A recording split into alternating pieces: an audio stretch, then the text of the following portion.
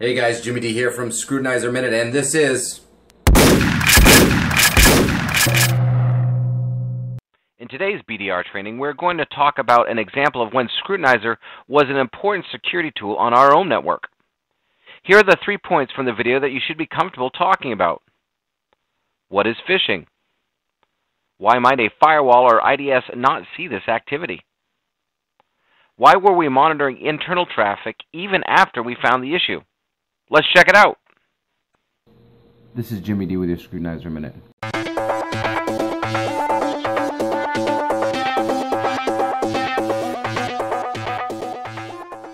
Hi, this is Jimmy D from Scrutinizer Minute, and today we're going to talk about network security. Hey, I'm the evil Jimmy D, and I'm the one that hacks into your network, I'm the one that steals your data, and I'm the one that causes you your headaches. So I should be the one talking about security.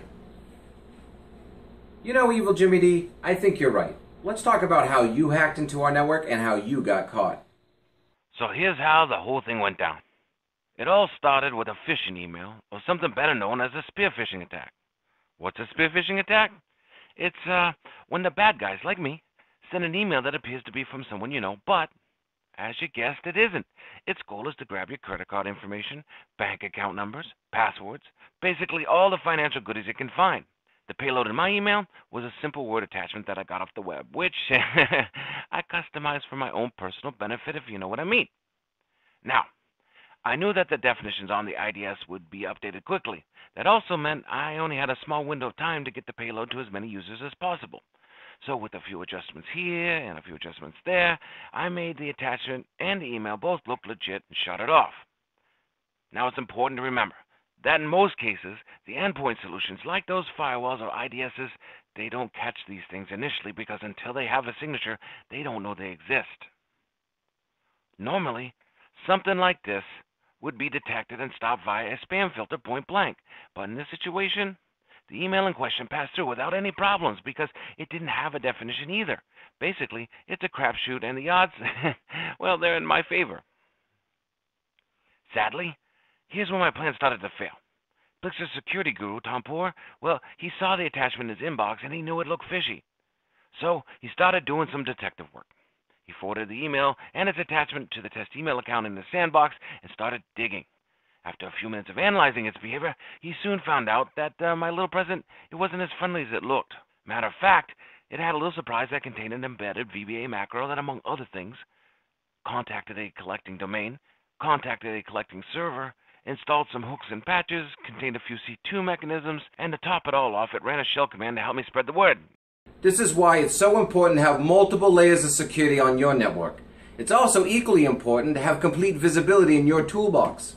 So the next question you might ask me is, hey, evil Jimmy D, how do we, mere mortals, get this type of visibility and security on our network? I thought you'd never ask. And that's where Scrutinizer came in. Remember my buddy Tom Poor? You know, the security guru for the company and the bane of my existence? Well, he opened up Scrutinizer and searched for anyone communicating with my nasty IP. He did this by clicking on the Status tab, choosing Wizards, and then All Exporters Search. He then made it destination host, entered in that IP address, chose the time frame of the last 24 hours, and then clicked Search. With this, he was looking for the presence or absence of any conversations to that IP address in the past 24 hours, and it did it across the entire network. Doing this let him know if anyone on the network had opened up my present. Now, he could see that there were conversations over multiple devices, so he had to narrow it down a bit by clicking here. He chose the core device, and then went to Source,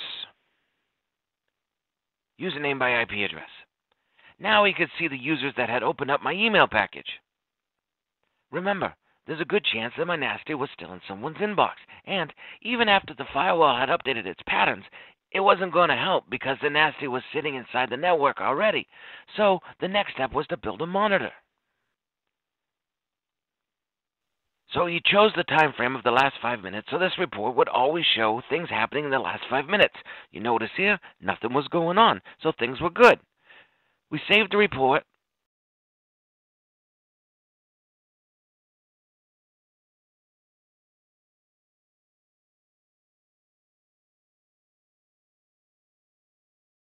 and then we added a threshold.